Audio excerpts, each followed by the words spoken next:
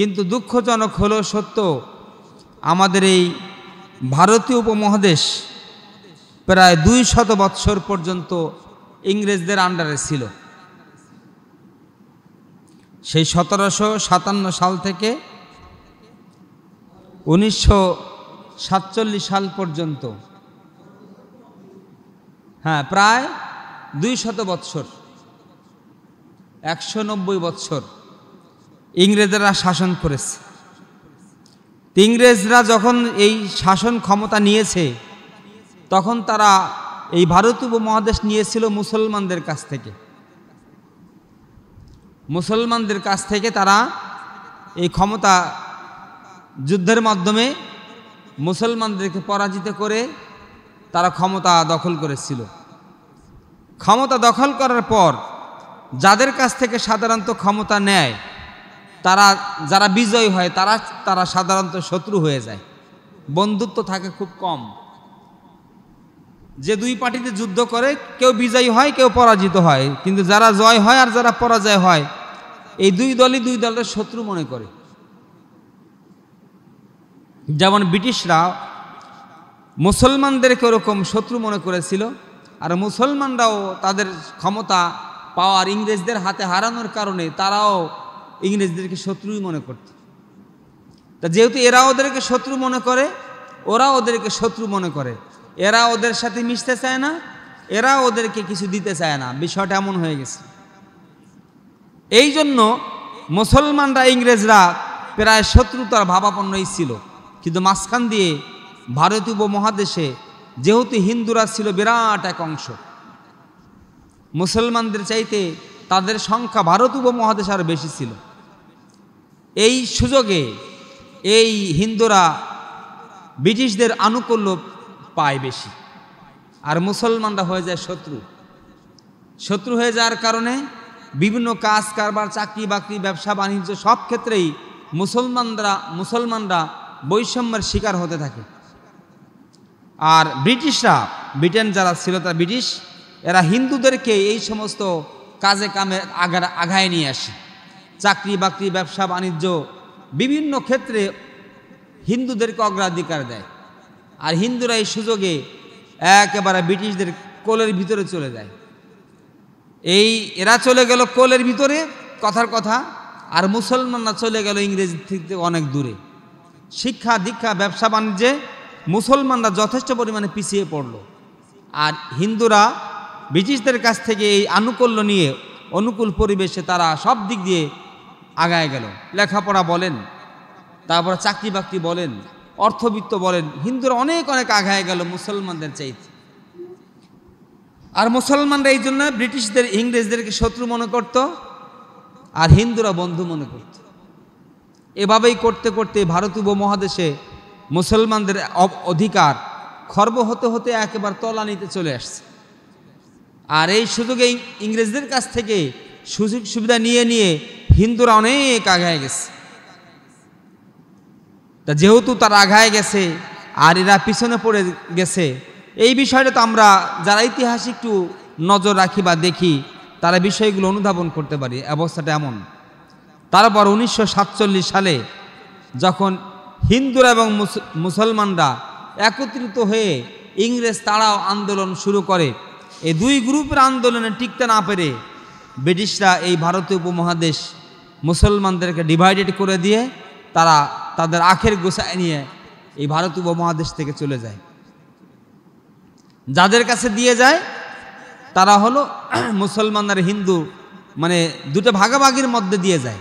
তার মধ্যেও দেখা যায় যে হিন্দুদেরকে বেশি তারা সুযোগ সুবিধা দিয়ে যায়, মুসলমানদেরকে সুযোগ সুবিধা দেয় না, তেমন অল্প পরিসরে দেয়। এভাবেই কিন্তু মুসলমানরা পিছিয়ে পড়তে পড়তে পড়তে পড়তে এই বর্তমান লেভেল পর্যন্ত চলে আসছে। আপনারা যখন ব্রিটিশ ছিল বা ব্রিটিশ শাসনের শেষের দিকেও আপনারা জানেন যে মুসলমানরা বড় কোনো চাকরি বাকরি পাইতো না, লেখাপড়ায় তারা অগ্রগতি তেমন ছিল না, অথচ বড় বড় জমিদারি ইংরেজরা হিন্দুদেরকে দিয়েছিল। আর হিন্দুদেরকে দেওয়ার কারণে এই হিন্দুদের কর্মচারী হিসেবে মুসলমানদেরকে যদি নিয়েছে তা মুসলমানরা ওই কর্মচারী হিসেবে হিন্দুদের গোলামি খাটছে। এমনই অবস্থা চলে গেছে ব্রিটিশ পর্যন্ত। তারপরে যাই হোক স্বাধীন হয়েছে, এটা হয়েছে। এই যে মুসলমানরা যে পিছিয়ে পড়ছে শিক্ষা দীক্ষার দিক দিয়ে, এই শিক্ষা দীক্ষার দিক দিয়ে আমি এই কথাটাই বলতে চাচ্ছিলাম যে মুসলমানরা যে শিক্ষার দিকে পিছিয়ে পড়ছে, সেই শিক্ষার দিকে আজও মুসলমানরা সেই গ্যাপটুকু পূরণ করতে পারে নাই। আজও মুসলমানরা পিছনেই পড়ে রয়ে গেছে, পিছনেই পড়ে রয়ে গেছে। মুসলমানদের কি এমন কি হলো যারা লেখাপড়ায় শিক্ষা দীক্ষায় একটু যেন অগ্রগতি, মানে সামনে আগানোর কোনো টেন্ডেন্সি মানসিকতায় তেমন নাই। অন্যরা সব, আপনি আজও যদি দেখেন পৃথিবীর প্রত্যেকটা দেশের মানুষই 100% মানুষ শিক্ষিত, আর আমাদের এই মুসলমানদের মধ্যে তাকায় দেখেন যত লেখাপড়া কম জানে মূর্খ সব মুসলমানদের মধ্যে। তার মানে মুসলমানরা আজও লেখাপড়ার দিকটা সেরকম অ্যাডভান্স হচ্ছে না। অ্যাডভান্স না হওয়ার কারণে কি হয়েছে? এই শিক্ষার দিকে গ্যাপ থাকার কারণে মুসলমানরা আজও তাদের করণীয় কি, তাদের কর্তব্য কি, তাদের কাজটা কি, কোন কাজ তাদের করতে হবে, কোন কাজটা করতে হবে না, এই বিষয়ে সম্যক ধারণা আজও মুসলমানের তেমন আসে নেই। আমরা এরকম অনগ্রসর শিক্ষা দীক্ষার দিক দিয়ে এরকম পিছিয়ে পড়েছি। যাই হোক, ইতিহাস তো আপনারা জানেন, এই জন্য ইতিহাস বলার মূল উদ্দেশ্য না। আমার উদ্দেশ্য হলো এই যে আমাদের কর্তব্যটা কি, কাজটা কি, আমরা তা জানিই না। আল্লাহ রাব্বুল আলামিন নবী দুনিয়ায় পাঠালেন কি কারণে আমাদের জানা নাই। আমাদের পাঠিয়েছেন কি কারণে আমরা জানি না। আমাদের কি কাজ করতে হবে আর কি কাজ করা যাবে না তাও আমাদের জানা নাই। তা যেহেতু জানা নাই তাহলে মানবে কিভাবে? মানে না। না মানে কি করে? নিজেরা মত পথ তৈরি করে, নিজেরা সংবিধান তৈরি করে, নিজেরা যা মনে চায় তাই করে, এরকম গুজামিল করে কোনো মতে চলতেছে। একেবারে হত ছাড়া, ছন্ন ছাড়া বেকুবের মতো মুসলমানরা চলতেছে। এদের এত বড় একটা কিতাব থাকতেও আল্লাহর পক্ষ থেকে না কিতাবের সাথে তাদের সংস্পর্শ আছে, না পড়া আছে, না বুঝ আছে, না মানা আছে। বুঝও নাই, পড়াও নাই, মানাও নেই। আমি এই কথাটুকু বলতে চাচ্ছিলাম যে আল্লাহ সুবহানাহু ওয়া তাআলা কোরআনুল কারীমের ভিতরে আমাদেরকে সব কিছু বলে দিয়েছেন, কিন্তু কোরআন পড়ে কে? কোরআন জানে কে? কোরআন মানে কে? আমাদের টেন্ডেন্সিটা হয়ে গেছে এরকম। আমরা কোরআন পড়বো না, আমরা কোরআন জানবো না, আমরা কোরআন মানবো না। এমনি এমনি জান্নাত আমার মামা বাড়ি, আল্লাহ মরে যাওয়ার পর ধরে নিয়ে একজনকে জান্নাতে অভ্যর্থনা জানায় আল্লাহ পাঠায় দেবে। ব্যাপারটা এরকম হয়ে গেছে যে কোরআন পড়বো না, জানবো না, মানবো না, বুঝবো না, কেউ বললে শুনবো না, খালি মরবো আর জান্নাতে চলে যাবো। কারণ আমার ওই আয়াতুল কুরসির তেলাওয়াত করার আছে।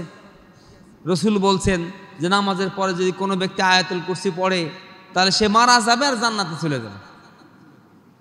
আমার তার কিছু করা লাগতেছে না, খালি নামাজের পরে একবার আয়াতুল কুরসি পড়বো আর মরবো আর জান্নাতে চলে যাব, আর জীবন ভর যা কিছু মনে চায় তাই করব, কোনো সমস্যা নাই। যেহেতু আয়াতুল কুরসি আমার আয়াত্তে, আয়াতুল কুরসি আমার তেলাওয়াত করা, আয়াতুল কুরসি আমার পড়া, অতএব আমার জান্নাত আর ন্যায় কে? এরকম বুঝ অনেকের মধ্যে আমাদের মধ্যে পয়দা হয়ে গেছে, তৈরি হয়ে গেছে। যাই হোক, যে কথা বলতেছিলাম সেটা হলো এরকম বুঝ যদি আমাদের তৈরি হয়ে যায় তাহলে আমাদের কপালে দুঃখ আছে, কষ্ট আছে, অনেক কিছু আছে। আল্লাহ রাব্বুল আলামিন আমাদের সকলকে বোঝার তৌফিক দান করুক। আমি আপনাদের সামনে কোরআনুল কারীম থেকে সূরা ফাতহ, এই সূরা ফাতহার 28 নম্বর আয়াত এবং 29 নম্বর আয়াতের অংশ বিশেষ, সম্পূর্ণ আয়াত না, অল্পটুকু পড়েছি। দেখি এই দুইটা আয়াতের অর্থ এবং তার সংশ্লিষ্ট কিছু কথা, আমাদের দায়িত্ব কর্তব্য সম্বন্ধে দুই চারটে কথা বলা যায় কিনা। আপনারা জানেন মক্কার বুকে যে সমস্ত লোকেরা ছিল, রসুলকে যখন আল্লাহ দুনিয়ায় পাঠাইছিলেন সেই যুগেও কিন্তু ওই মক্কার প্রত্যেকটা লোকরা আল্লাহরে কিন্তু মানত, আল্লাহ বলে স্বীকার করত। কাবা ঘর যে আল্লাহর ঘর তা তারা জানতো। কাবা ঘরে কোনো মানুষ আসলে তাদের সেবা করতে হবে, পানি খাওয়াইতে হবে, তাদের আরাম আয়েশের ব্যবস্থা করতে হবে, সুযোগ সুবিধা দিতে হবে, এই বুঝটা তাদেরও ছিল। তাহলে তারা আল্লাহরে মানত, কাবাঘর তাওয়াফ করতো, কাবাঘর দেখাশোনা করতো, আল্লাহর ঘরের তত্ত্বাবধান করতো, সব কিছু করতো। কিন্তু তারপরও তারা মুসলমান হয়নি। মুসলমান না হওয়ার কারণ হলো আল্লাহরে মানলেই হবে না, আল্লাহরে বিশ্বাস করলেই হবে না, আল্লাহ রাব্বুল আলামিন যে বাণী, যে কথা রসুলের কাছে পাঠিয়েছেন, সেই কথাও 100% পালন করতে হবে। যদি সেই কথা 100% পালন না করে, আল্লাহরে 1000 বার আল্লাহকে স্বীকার করলেও, বিশ্বাস করলেও আল্লাহ ওটা গ্রহণ করবে না। কারণ আপনি তো আল্লাহ পর্যন্ত যাবেন কিভাবে? আল্লাহকে চিনবেন কিভাবে? আল্লাহর পরিচয় আপনার কাছে আমার কাছে আসবে কিভাবে? আসতে হলেই তো মুহাম্মদ সাল্লাল্লাহু আলাইহি ওয়াসাল্লামের কাছে যে কথা আসছে সেইটা বিশ্বাস করতে হবে, সেটা মানতে হবে। তাহলে না আপনি আল্লাহর পরিচয় জানবেন। আপনি আল্লাহর পরিচয় জানবেন কিভাবে? জানার তো কোনো সুযোগ নেই। আল্লাহর পরিচয় জানতে হলেই কিতাবের কাছে আসতে হবে, রসুলের কাছে যে কথা আসছে সেই কথা বিশ্বাস করতে হবে। মক্কা লোকেরা বলতো, কি বলতো? আল্লাহ কোরআনে বলছেন, সূরা তাওবার ভিতরে বলছেন, মক্কার লোকেরা ভাবতো যে আমরা কাবা ঘরে তত্ত্বাবধান করি, দেখাশোনা করি, এগুলো সব করতেছি, আমাদের মুহাম্মদ তুমি খালি বলো, তুমি খালি নেক কাজ করো, ভালো কাজ করো, আমরা নেক কাজ ভালো কাজ করি না?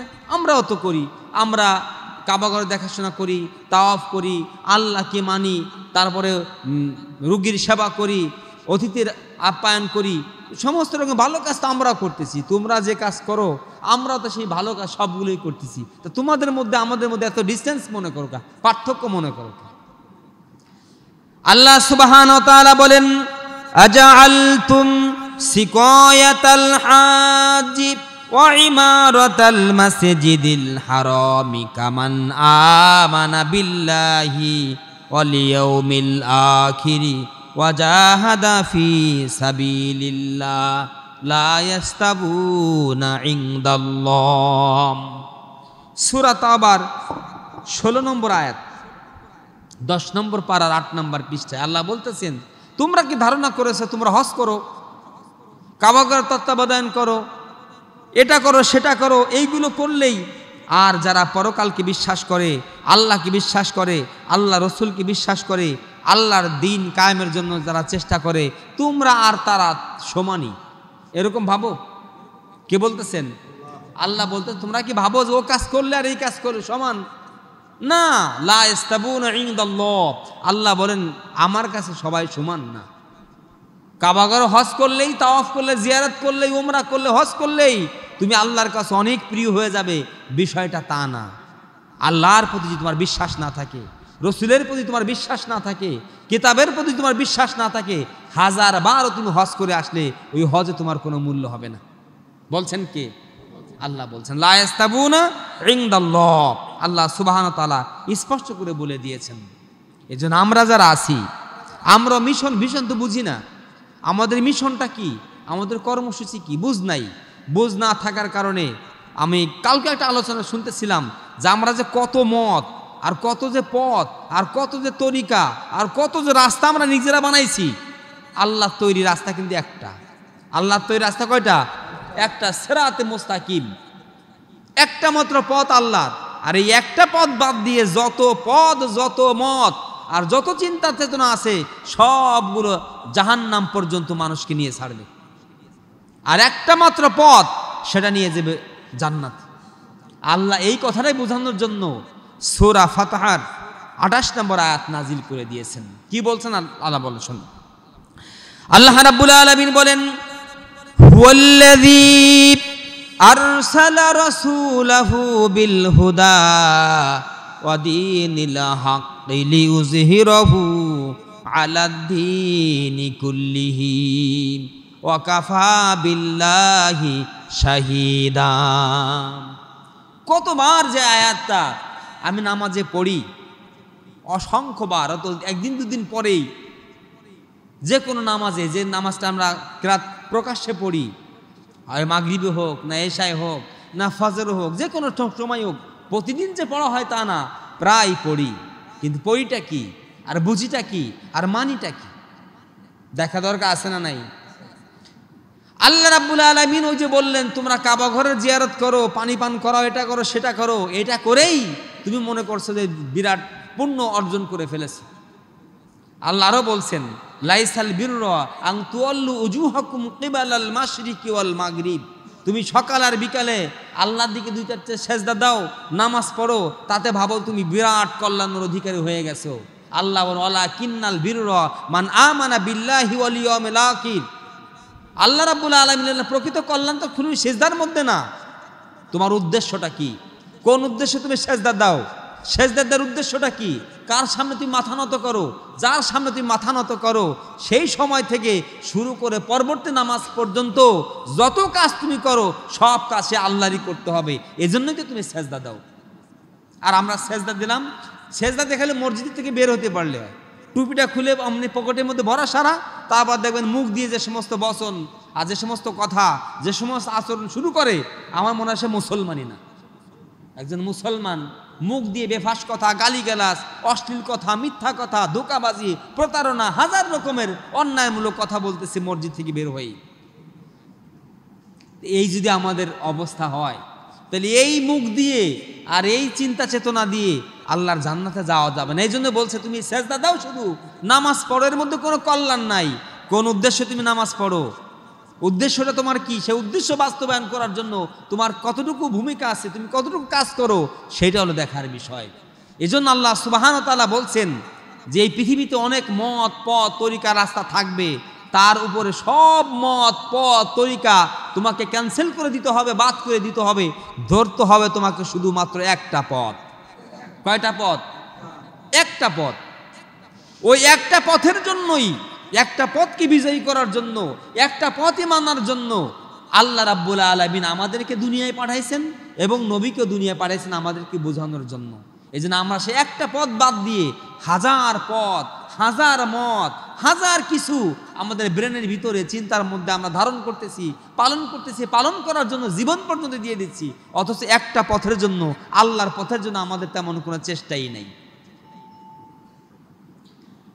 এই জন্য মহান আল্লাহ রাব্বুল আলামিন বলেন, হুয়াল্লাযী আরসালা রাসূলাহু বিল হুদা ওয়া দীনিল হাক্কি লিইয়ুযহিরাহু আলাদ্দীনি কুল্লিহি।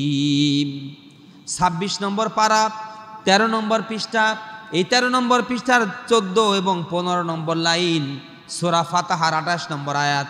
আল্লাহ বলেন, তিনি সেই মহান সত্তা যিনি তার নবীকে দুনিয়ার মধ্যে পাঠিয়েছেন মানুষকে সত্যবাণী দিয়ে, মানুষের কাছে সত্যবাণী হেদায়াত দিয়ে নবীকে আল্লাহ দুনিয়ার মধ্যে পাঠিয়েছেন। আর সালামানে প্রেরণ করেছেন তিনি রসুলাহু, তার রসুলকে, বিল হুদা, হুদা মানে পথ প্রদর্শন, গাইডলাইন, এইটা দিয়ে আল্লাহ নবীকে পাঠিয়েছেন। অদীনিল হক, এবং সত্য দিন, সত্য বিধান, সত্য জীবন ব্যবস্থা। এই জীবন ব্যবস্থার বাইরে অন্য কোনো জীবন ব্যবস্থা, অন্য কোনো কাজ, অন্য কোনো কিছুই মানুষের ধারণ করার, পালন করার, অনুসরণ করার, অনুকরণ করার রাইট অধিকারী নাই। তারপর আমরা মানছি, পালন করতেছি, বরং তার জন্য আরো জীবন দিতেছি। কিন্তু ইসলামের জন্য, কোরআনের জন্য, ইমানের জন্য আমাদের কোনো চেষ্টাই নেই। তারপর আমরা মুসলমান, তারপর আমরা ইমানদার, তারপর আমরা জান্নাতে যাওয়ার জন্য উদ্গ্রীব হয়ে বসে আছি। কথা বুঝতেছেন? আল্লাহ রাব্বুল আলামিন বলেন, তিনি সেই মহান সত্তা যিনি হেদায়েত দিয়ে সত্য দিন সহ রসুলকে দুনিয়ার মধ্যে পাঠাইছেন। এখন রসুলকে দিন দিয়ে, সত্য দিন দিয়ে, হেদায়েত দিয়ে আল্লাহ দুনিয়ার মধ্যে পাঠালেন। এটা কার কথা? কার কথা? আল্লাহকে আমার কাছে, আপনার কাছে এসে বলছে কোনোদিন যে আমি এই কথা তোমাদের বলছি? তা যদি এই কথা মানতে হয়, তাহলে মানতে হবে কাকে? রসুল সাল্লাল্লাহু আলাইহি ওয়াসাল্লাম। কারণ রসুল বলছেন এ কথা আল্লাহর কথা। আমার কাছে তো এসে বলে নেই, অন্য কারো কাছে এসে বলে নেই। বলছে কার কাছে? রসুলের কাছে। জিবরাইল এসে বলছেন যে আল্লাহ আপনাকে এই বলছেন। রসুল আমাদেরকে বুঝাইছেন যে আল্লাহ আমার কাছে এই বানিয়ে আসছেন, এটা আল্লাহর কথা। তখন আল্লাহর কথা যদি আমরা মানি, বিশ্বাস করি, তাহলে হলো হবে। যদি বিশ্বাস না করি, না পালন করি, তাহলে তার হবে নাকি? কিচ্ছুই হবে না। এটা আল্লাহর কথা, আল্লাহ বলছেন। আমি যদি মনে করি কে কইছে আল্লাহর কথা, এর আল্লাহর কথা না, তাহলে আমাকে কোরআন অস্বীকার হয়ে যাবে, রসুল অস্বীকার হয়ে যাবে, আল্লাহকে অস্বীকার করা হয়ে যাবে। আল্লাহ রাব্বুল আলামিন বলেন, কদ না'লামু ইন্নাহু লা ইয়াহযুনুকাল্লাযী ইয়াকুলুনা ফাইন্নাহুম লা ইউকাযযিবুনাকা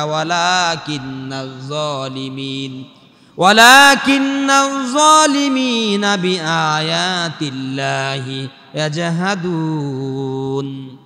আল্লাহ বলতেছে, নবী তুমি শোনো, তোমাকে মানুষ অনেক অবান্তর কথা বলে, তোমাকে গণক বলে, তোমাকে জাদুকর বলে, তোমাকে পাগল বলে, তোমাকে এটা বলে সেটা বলে, হাজার রকমের অপবাদ তোমাকে দেয়, বিভিন্ন মানুষ বিভিন্ন কথা বলে। ও নবী, এই কথাগুলো তোমাকে অত্যন্ত কষ্ট দেয়, তোমাকে যন্ত্রণা দেয়, তুমি কষ্ট পাও, এটা আমি জানি। বলছেন কে? আল্লাহ বলতেছেন কদ না আলাম, অবশ্যই আমি জানি, ইন্নাহু, ওই বিষয়টা, লা ইয়াহজুনুকা, যা আপনাকে কষ্ট দেয়, আপনাকে চিন্তিত করে, আপনার মনে পীড়া দেয়, আপনাকে দুঃখ বেদনা দেয়, যারা এই সমস্ত কথাবার্তা বলে, আমি আল্লাহ জানি যে আপনার এরকম কষ্ট হইতেছে। তারপরে কি করে? আপনাকে মিথ্যাবাদী বলে, আপনি বলতেছেন আপনার মিথ্যাবাদী বলে, নবী মানে না, নবী স্বীকার করে না, আপনাকে মিথ্যাবাদী বলে। ও নবী, আসলে প্রকৃতপক্ষে তারা আপনাকে মিথ্যাবাদী বলে না, তারা আমি আল্লাহর কালামকেই মিথ্যা মনে করে, আমাকে মিথ্যা বাদী মনে করে, আমি মিথ্যা, আমি আল্লাহ নাই তাদের কাছে, এরকম তারা ভাবে। তারা প্রকৃতপক্ষে আপনাকে মিথ্যাবাদী বলে না। ওয়ালাকাদ কুযযিবাত রুসুলুম মিন ক্বাবলিকা ফাসাবারু আলা মা কুযযিবু ওয়া উযু হাত্তা আতাহুম নাসরুনা ওয়ালা মুবাদদিলা লিকালিমাতিল্লাহ ওয়ালাকাদ জাআকা মিন নাবাইল মুরসালিন। আল্লাহ বলেন, যখন নবীদেরকে এই কথা বলতো, নবীরা কি করতেন? যত মিথ্যাবাদী বলুক আর যাই কিছু করুক, তারা ধৈর্য ধারণ করত আর আল্লাহর কাছে সাহায্য কামনা করত, যে কখন আল্লাহর পক্ষ থেকে সাহায্য আসবে। এরকম তারা ধৈর্য ধরে ওই কষ্টটা সহ্য করেছে। ও নবী, তুমি শুনে রাখো, জেনে রাখো, আল্লাহর কালামের কোনো পরিবর্তন নাই।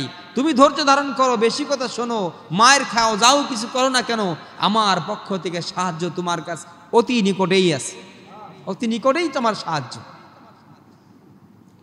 এখন যে কথা বলতেছিলাম, আল্লাহ রাব্বুল আলামিন কোরআনের মধ্যে সূরা আনামের মধ্যে বললেন, যেটা 7 নম্বর পারা 10 নম্বর পৃষ্ঠার অনুবাদ, 2টা লাইনে বললাম আমি। আর আমি বলতেছিলাম সূরা ফাতির 28 নম্বর আয়াত। ও নবী, আপনাকে আল্লাহ দুনিয়ার মধ্যে পাঠাইছেন সত্য দিন দিয়ে। এই সত্য দিনটা কি করতে হবে? সত্য দিনটাই শুধু পালন করতে হবে, আর অন্য কোনো কিছুই করা যাবে না। লিযহিরাহু আলা দীনি কুল্লিহি, যত মত, যত পথ, যত চিন্তা চেতনা, যত ধ্যান ধারণা, যাই কিছু থাকুক না কেন, সব কিছু বাদ দিতে হবে, সব কিছু ক্যান্সেল করে আমার মত, আমার পথ, এইটাই শুধু ধরতে হবে। কার কথা? আল্লাহ বলছেন, নবীরে বল, নবী এই কথাটা বলেন। এখন দুনিয়ার মানুষ যদি কেউ এটা না মানে, কেউ যদি বিশ্বাস না করে, তাতে কিছু আসে যায় না। ওয়াকাফা বিল্লাহি শাহিদা, সাক্ষী হিসেবে আমি আল্লাহই যথেষ্ট।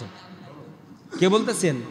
দুনিয়ার মানুষ মানুক আর না মানুক, বুঝুক আর না বুঝুক, আমার পথ অনুসরণ করুক আর না করুক, তারা সাক্ষী না থাকলেও আমি আল্লাহ সাক্ষ্য দিলাম যে আমি যেটা করেছি, যেটা বলেছি, যেটা পাঠিয়েছি, এটাই সত্য, এটাই মানতে হবে। এর বাইরে একজন মুসলমান যাওয়ার সুযোগ নেই। তা মুসলমান কেন গেছে? আমি একটু ইতিহাস টানছিলাম 200 বছর আগের বা 250 বছর আগের ইতিহাস, যে ইংরেজরা আমাদের শিক্ষা দীক্ষা ব্যবস্থা এমন করেছিল, যা আজও মুসলমান সেই গণ্ডির থেকে বের হতে পারে নাই। আজও মুসলমান আরবির জন্য সপ্তাহে 1 পোয়া চালের বেশি দিতে পারে না, কিন্তু ইংলিশ মিডিয়ামে পড়াইয়া, তারপরে ক্যাডেট স্কুলে পড়াইয়া হাজার হাজার লক্ষ লক্ষ টাকা ব্যয় করতে পারে। তার মানে মুসলমানরা আজও ওই ব্রিটিশের শিক্ষা দীক্ষার দিকে জোর বেশি, কোরআন পড়ার প্রতি কোনো জোর নাই, কোরআন পড়ার প্রতি কোনো মর্যাদা নাই, কোরআন পড়লে সম্মান নাই, ভালো বেতনে টাকাও নাই। আমি বিসিএস ক্যাডারে চাকরি করলে আমার বেতন হয়তো 1 লাখ, আর এখানে 5 ওয়াক্ত নামাজ পড়াই, আরো কত মুসলিম কত বেশি কথা শুনি, আমার বেতন 10,000 হয় না। বোঝেন না এই কথা? তাহলে এই পড়ে লাভ কি? বিসিএস ক্যাডারে পরীক্ষা দিলে 1 লাখ টাকায় বেতন, গাড়ি ভাড়া, বাড়ি ভাড়া, চিকিৎসা ভাতা, এ ভাতা ও ভাতা, আরো কত ভাতা, আর 1 লাখ টাকায় বেতন পাইয়ে একজন এমপি মন্ত্রী, তারপরে বড় বড় চাকরিজীবী যারা আছে, আজ তখন বের হইতেছে হাজার হাজার কোটি টাকার মালিক। কোটি টাকার মালিক যাতে হওয়া যায় সেইটা বাদ দিয়ে কেন পড়বো 8-10 হাজার টাকা বেতনের চাকরি? পড়বে কেন? মুসলমান পড়েও না, জানেও না, বুঝেও না। এই জন্য জানে না, বুঝে না, বুঝাইতে গেলেও বুঝে না। এইভাবেই মুসলমানরা শিক্ষা দীক্ষায় বিভিন্নভাবে এরকম পিছনে পড়ে আসছে। তবে এই কথাটুকু বলা উচিত যে তারপরেও এত জোর দিছে ইংলিশ পড়ার প্রতি, ইংলিশ মিডিয়ামের প্রতি, ক্যাডেটের প্রতি এত জোর দিছে, তারপরও ভালো ইংরেজি বলতে পারে, ভালো ইংলিশ পড়তে পারে, এরকম পোলাপান খুঁজে পাওয়া বর্তমানে কঠিন হয়ে গেছে। কি কন হয়েছে না? এত গুরুত্ব, এত জোর, যাতে যাবেন তাতে আছে। তারপরও এক লাইন ইংলিশ লিখতে দিলে এখনের ছাত্রপাত্র ম্যাট্রিক পাস আইএ পাস করলেও হাত পা কাঁপা ধরে। তাহলে ওটারও অবস্থা তাই। এটা তো গেছে, এটা তো নাই। এটা তো একটা আলহামদু কেমন উচ্চারণ করতে হবে তাও পারে না, ওটা তো নাই। আর যেটার প্রতি সবচেয়ে বেশি গুরুত্ব সেটাও জিরোতে হয়ে গেছে। তাহলে মুসলমানরা আগাবে কোন দিক দিয়ে? সব দিক দিয়ে পিছিয়ে পড়ে আছে। কোরআনের শিক্ষা 200 বছর ছিল না, 200 বছর কোরআন শিক্ষা নাই। বর্তমানে যদি কোরআন চর্চা কিছুটা হচ্ছে, কিছুটা কোনো মতো হচ্ছে, তা যদি বলা, তা যদি পড়া, আর তা যদি স্পষ্টভাবে বলা হয়, তা আমি বলবো আমার গলা চিবি আপনারা ধরবেন যে আমরা জীবনে শুনি নেই এই কথা, আর তুমি বলতেছে এই কথা। অথচ আছে কিন্তু কোরআনে। কারণ কোরআন তো সে শোনে নাই জীবনে, কোরআন তো সে জীবনে জানে নাই, কোরআন তো সে পড়ে নাই। এই জন্য শুনলেই মনে করে নতুন কথা। কোরআন বলাও কঠিন, তারপরে কি আমরা বলবো না চুপ করে থাকবো? ওই তো 2-4 জন করলেন, আর সবার কাছে চুপ করে থাকা মানে কি? সাইলেন্ট মিন কনসেন্ট, নীরবতায় সম্মতির লক্ষণ। সবাই তো বলেন, তার মানে বলার দরকার নেই। এখানেও ভোটাভুটি করলে ওই না অত বলেন, অল্প বলেন, অল্প। আমাদের কাছে সকালে বিকালে বিভিন্ন সমস্যার জন্য আসে, কথা বোঝার জন্য বলতেছি, ডোন্ট মাইন্ড প্লিজ, খারাপ মনে নেবেন না। হুজুর আমার ছেলের মাথা ব্যথা, জ্বর হয়েছে, এই হয়েছে, একটু ঝাড়ফুঁক দিয়ে দেন, অথবা একটা তাবিজ দিয়ে দেন, অথবা অন্য কোনো বিষয় থাকলে দেন। দিলাম, এটা দিলাম, সেটা দিলাম, সব কিছু দিলাম, দেওয়ার পরে কোনো হাদিয়াটা দিয়ে নাই, জিরো হাতে বিদায়। আছে না নাই? বোঝানোর জন্য বলতেছি, মাইন্ড করবেন না, আমার দরকার নাই, বোঝানোর জন্য বলতেছি। বলেন তো কোন ডাক্তারের কাছে যাই আপনার জ্বর হয়েছে, হাতও দেয় নাই, এখানে হাতও দেয় নাই, খালি নাফা প্লাস আর একটা গ্যাসের ওষুধ লিখে দিছে। 500 টাকা ভিজিট ছাড়া আপনি আসতেই পারছেন, বা 300 টাকা ভিজিট ছাড়া আসতেই পারছেন। আর পরীক্ষার কথা বাদই দিলাম, পরীক্ষার কথা বাদ, খালি নাফা লিখে দিছে আর গ্যাসে ম্যাক্স প্রো লিখে দিছে। 500 টাকা ভিজিট, 1000 টাকা ভিজিট মান হিসেবে। তাহলে 2 মিনিটও দেখে না এই রুগী, লিখে দিয়েছে একটা প্রেসক্রিপশন, শোনেও নাই কি হয়েছে আপনার, কি কি সমস্যা তাও শোনে না এখন ডাক্তাররা। খালি যাবেন কি হয়েছে, এই যান, হয়ে গেছে। শুনবেও না, কি খাইছিলেন, কি করছিলেন, কিছু শুনবে না। ডাক্তার কোনো কথাই শুনতে চায় না, খালি বলবেন আপনার এই সমস্যা, ও লিখে দিবে। 500 টাকা ভিজিট। আর আমরা ফুই ভাইয়ে আবিস তাবিজ কি দিস, 1 পয়সাও না। তাহলে এ পড়বে কে, এ পড়াবে কে? এভাবেই তো মুসলমানরা জিরোতে চলে আসতেছে, বোঝানোর জন্য বললাম আর। এই জন্য আল্লাহ রাব্বুল আলামিন বলেন, দুনিয়ার মানুষ কেউ মানুক আর না মানুক, বিশ্বাস করুক আর না করুক, অনুসরণ করুক আর না করুক, ও নবী আমি তোমাকে যে উদ্দেশ্যে দুনিয়ার মধ্যে পাঠিয়েছি, দুনিয়ার মানুষ কোনো কাম করতে পারবে না, কোনো চিন্তা চেতনা করতে পারবে না, শুধুমাত্র আমার নিয়ম কানুন পালন ছাড়া। কার কথা? এখন এই যে আমরা যে ওয়াজ করি, আমি তো প্রায় বলি, কোনো মত, কোনো পথ, কোনো চিন্তা চেতনা ধারণা করা কোনো মুসলমানের সঙ্গত না। আমরা জাতি হিসেবে কি জাতি বলেন তো? কথা বলেন।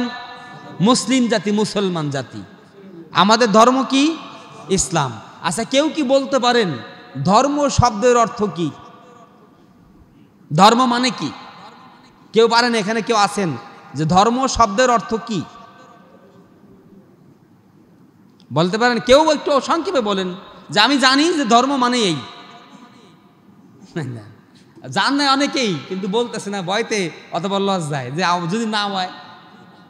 ধর্ম শব্দের অর্থ হলো যা মানুষ ধারণ করে। কি বলেন? যা মানুষ ধারণ করে। ধারণ করা তো বুঝেন, আয়ত্ত করে, আত্মস্থ করে, নিজের মধ্যে সেটা পালন করে, সেটা পোষণ করে, সেইটাকে নিয়ে সে নাড়াচাড়া করে, সেইটাই মানে ধারণ করা আর কি। তা ধর্ম শব্দের অর্থ হলো ধারণ করা। তাহলে আমি ধারণ করি কি? ইসলাম। এজন্যই আমি মুসলিম। আমি ধারণ করি কি? আমার ভিতরে কি? ইসলাম। তাহলে ইসলাম যদি আমি ধারণ করি, তাহলে এর মধ্যে কি আর কিছু ধারণ করার সুযোগ আছে? কথা বলেন। আমি ধারণ করি ইসলাম, আমি মুসলিম, তাহলে আমার ইসলামের এই অন্তরের ভিতর ধারণ করার ভিতরে ইসলাম ছাড়া অন্য কিছু কি ধারণ করার কোনো সুযোগ আছে? সুযোগ নেই।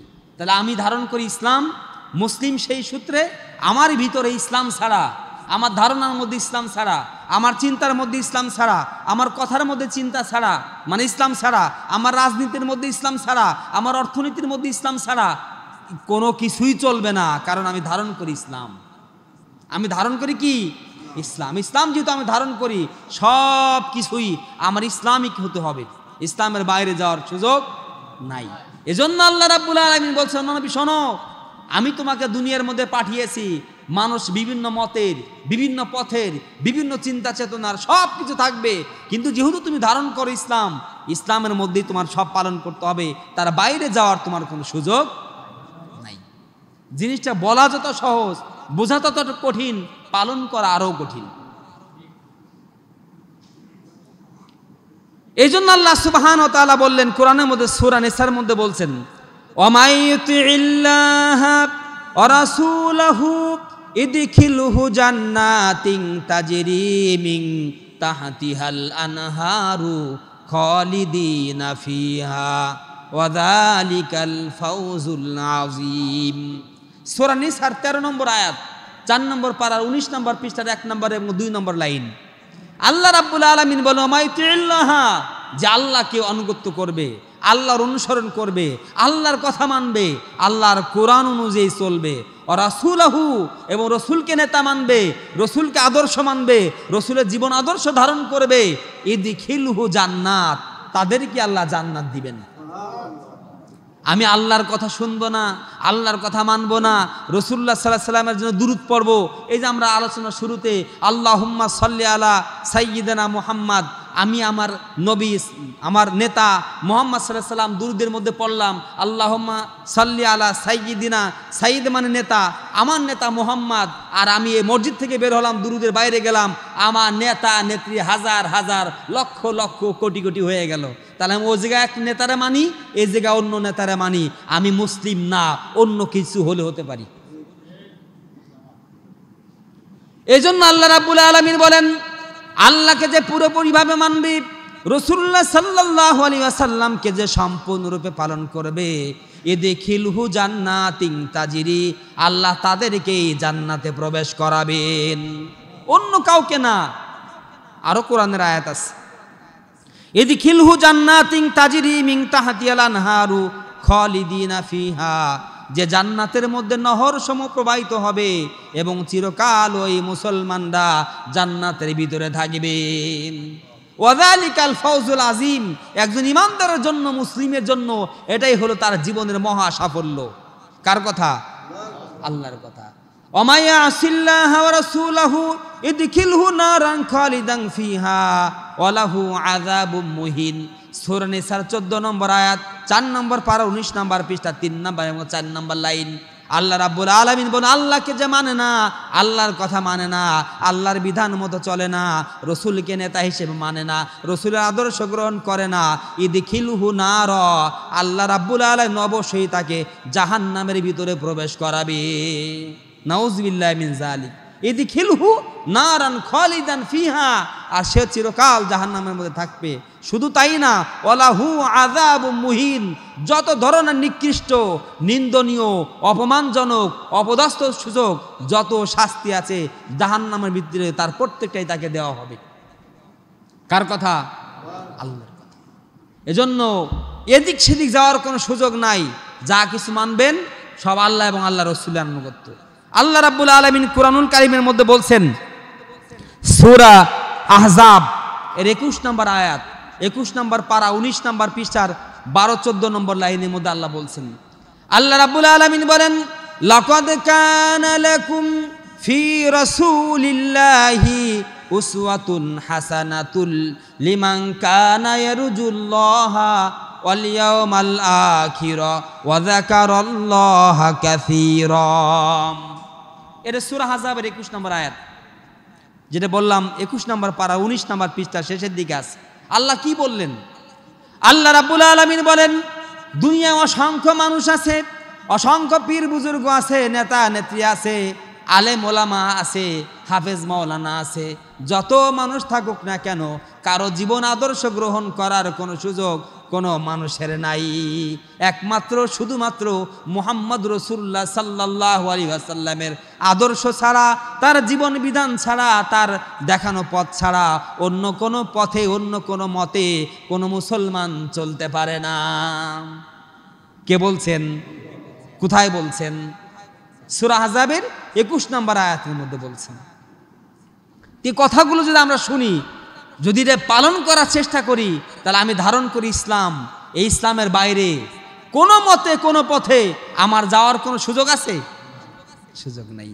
এই জন্য আল্লাহ রাব্বুল আলামিন বলেন, মুহাম্মাদুর রাসূলুল্লাহ ওয়াল্লাযীনা মাআহু আশিদ্দাউ আলাল কুফারি রুহামাউ বাইনাহুম তারাহুম রুকআন সুজদাই ইয়াবতাগুনা ফাদলাম মিনাল্লাহি ওয়া রিদওয়ানা।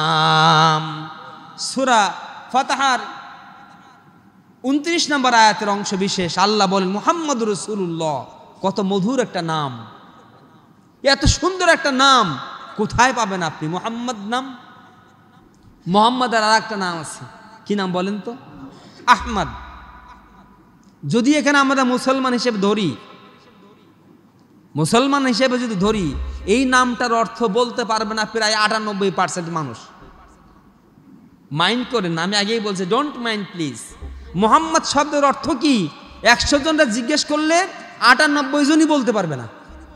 পারেন? বলতে পারেন? হ্যাঁ, চরম প্রশংসিত। কোনটার অর্থ? মুহাম্মদ। আর আহমদ প্রশংসাকারী। এই যে দুইজন পাওয়া গেল, আরো অনেক আছে, কিন্তু 98% মানুষ পারবে না। তাহলে এখন কি বলছেন? মুহাম্মদ শব্দের অর্থ হলো প্রশংসিত, আর হলো প্রশংসাকারী। প্রশংসিত মানে কি? আল্লাহ রাব্বুল আলামিন যার প্রশংসা করেছেন সেই প্রশংসিত। প্রশংসা করছেন কে? আল্লাহ। এবং দুনিয়ার মানুষও, সে যুগের মানুষও আল আমিন আর সাদিক বলে তার প্রশংসা করেছেন। চরম প্রশংসিত, যার প্রশংসার সমান প্রশংসা তাবৎ পৃথিবীর কোনো মানুষ আসেও নাই, বর্তমানও নাই, আসবেও না। এমন একটা সময় নাই, এমন একটা কাল নাই যে আল্লাহর নাম তো নেওয়া হচ্ছেই, তার সাথে মুহাম্মাদের নাম নেওয়া হচ্ছে না, এরকম একটা সময় আপনি পাবেন না। ধরেন বাংলাদেশে এখন টাইম জুমার নামাজের সময়, বাংলাদেশে যতগুলো মসজিদ আছে সব মসজিদে আলোচনা হচ্ছে, কথা হচ্ছে, ওয়াজ হচ্ছে। কার ওয়াজ হচ্ছে? আল্লাহ এবং আল্লাহ রসুলের ওয়াজ হচ্ছে। হচ্ছে কি না? আপনি নামাজ পড়বেন, আল্লাহর নামও আছে, মুহাম্মাদের নাম আছে না নাই? আপনি দুরূদ পড়বেন, তার মধ্যে কি মুহাম্মাদের নাম নেওয়া হইতেছে, তার প্রশংসা করা হচ্ছে, আল্লাহর কাছে তার জন্য ক্ষমা প্রার্থনার কথা বলা হচ্ছে, তার প্রতি রহমত করার কথা বলা হচ্ছে। আর আপনি যদি নাও করেন, আমি যদি নাও করি, তাবৎ পৃথিবীর মানুষও যদি না করে, আল্লাহ বলেন ইন্নাল্লাহা ওয়া মালাইকাতাহু ইসাল্লুনা আলান নাবিয়্যি। ও পৃথিবীর মানুষ, তোমরা মুহাম্মাদের নামে প্রশংসা করো না, তার নামে দুরূদ পড়ো না, অথবা কিছুই করো না, কিন্তু আমি আল্লাহ, আমার ফেরেশতারা মুহাম্মাদের প্রতি অত্যন্ত দয়ালু, অত্যন্ত প্রীত, অত্যন্ত তার নামগুলো উচ্চারিত হচ্ছে সারা সৃষ্টি জগৎ ভরে। মানুষ তোমরা নেও না, তার নাম নেও না, কিন্তু নেয় কে? আল্লাহ। আর নেয় কারা? ফেরেশতারা। কতগুলো ফেরেশতা আছে? অসংখ্য ফেরেশতারা আল্লাহর রসুলের নাম নিতেছে, প্রশংসা করতেছে। এই জন্য মুহাম্মদ রাসূলুল্লাহ সাল্লাল্লাহু আলাইহি সাল্লাম মুহাম্মদ চরম প্রশংসিত। আল্লাহ রাব্বুল আলামিনের বিধান তিনি জীবনে এমনভাবে পালন করেছেন, এমনভাবে মেনেছেন, এমনভাবে আল্লাহর কথাগুলোকে সর্বক্ষেত্রে পালন করার সর্বোচ্চ ত্যাগ তিতিকার মাধ্যমে চেষ্টা করেছেন, যাতে আল্লাহ রাব্বুল আলামিন তার প্রত্যেকটা কাজে খুশি হয়েছেন, প্রশংসা করেছেন। এই জন্য তিনি চরম প্রশংসিত। আহমদ শব্দের অর্থ হল প্রশংসাকারী। প্রশংসাকারী আল্লাহ রাব্বুল আলামিনের প্রশংসা করে। যত মানুষ আছে পৃথিবীতে, সব মানুষও যদি আল্লাহর প্রশংসা করে, রসুলের মতো প্রশংসা করা কারোরই হবে। আমরা সারা পৃথিবীর মানুষ যত পথে যত মতে যেভাবেই হোক আল্লাহর প্রশংসা করি, আল্লাহকে মানি, আল্লাহর কথা পালন করি, আল্লাহকে ধারণ করি, আল্লাহকে মহব্বত করি, ভালোবাসি, যতই করি না কেন মুহাম্মদ সাল্লাল্লাহু আলাইহি সাল্লামের সমান আমাদের কারো মহব্বত ভালোবাসা আল্লাহর প্রতি অত হবে না। যে কারণেই তিনি চরম প্রশংসাকারীও, প্রশংসা করেন আল্লাহর, আর আল্লাহ তার প্রশংসা করেন, প্রশংসিত। এজন্য নামটা কি? মুহাম্মাদুর রাসূলুল্লাহ সাল্লাল্লাহু আলাইহি ওয়াসাল্লাম। আশিদ্দাউ আলাল কুফার রুহামাউ আল্লাযীনা মাআহু আশিদ্দাউ আলাল কুফার রুহামাউ বাইনাহুম তারাহুম রুকআন সুজদাই ইয়াবতাগুনা ফাদলাম মিনাল্লাহি ওয়া রিদওয়ানা সীমাহুম ফি উজুহিহিম মিন আসারিস সুজুদ যালিক মাসালুহুম ফিত তাওরাতি ওয়া মাসালুহুম ফিল ইনজিল। আল্লাহ রাব্বুল আলামিন আয়াতের দিকে বললেন, মুহাম্মদ সাল্লাল্লাহু আলাইহি সাল্লামের উম্মত যারা, আল্লাহর বান্দা যারা, মুহাম্মাদের অনুসারী যারা, তাদের চরিত্রটা কেমন, তাদের বৈশিষ্ট্যটা কেমন, তাদের মানবিকতা কেমন। ওয়াল্লাযীনা মাআহু আশিদ্দাউ আলাল কুফার, আল্লাহর বিধান পালন করে না কুফার, জাহেল, মূর্খ, পত্তলিক, তাদের প্রতি মুসলমান যারা, মুহাম্মাদের সঙ্গী সাথী যারা, তারা অত্যন্ত কঠোর। তারা কি? অত্যন্ত কঠোর। আল্লাহর বিধান পালন করবে না, তাদের প্রতি ওরকম দয়া না, কঠোর। রুহামাহু বাইনাহুম, আর তারা নিজেরা না, যারা মুসলমান যারা, একজন আল্লাহকে মানে আর একজন আল্লাহকে মানে, দুজনের মধ্যে কি বন্ধুত্ব, কি সম্প্রীতি, কি সৌহার্দ্য, কি মহব্বত, কি ভালোবাসা। ভালোবাসার চোটে একজন আর একজনের জন্য জীবন দিতেও প্রস্তুত। আপন ভাইয়ের জন্য জীবন দেয় না, কিন্তু দিনই ভাই যে, তার জন্য আর একজন কিন্তু জীবনও দিয়ে দেয়। এরকম নজির ইসলামের ইতিহাসের মধ্যে অসংখ্য আছে, আছে না নাই? তাহলে মুসলমানদের টার্গেট কি? ইয়াবতাগুনা ফাদলাম মিনাল্লাহি ওয়া রিদওয়ানা। সারা পৃথিবীর প্রত্যেকটা ইমানদারের টার্গেট হলো, আমি কিভাবে আল্লাহকে খুশি করব, আমি কোন কাজের মাধ্যমে আমার আল্লাহকে সন্তুষ্ট করব, আমি যে কাজ করব আমার কাজের মাধ্যমে আমার মাওলা, আমার সৃষ্টিকর্তা, আমার রব, আমার আল্লাহ যেন খুশি হয়। ইয়াবতাগুনা, তারা অনুসন্ধান করে, খোঁজ করে।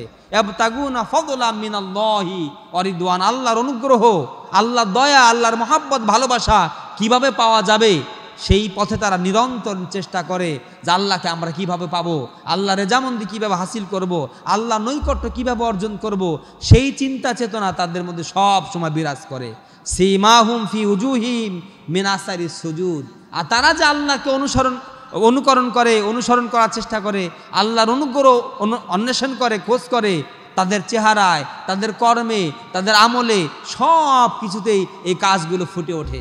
তাদের চেহারার মধ্যে যেমন ফুটে ওঠে, তাদের কাজের মাধ্যমে সেরকম ফুটে ওঠে, তাদের কথার মধ্যে সেরকম ফুটে ওঠে, তাদের লেনদেনের মধ্যে সেরকম ফুটে ওঠে।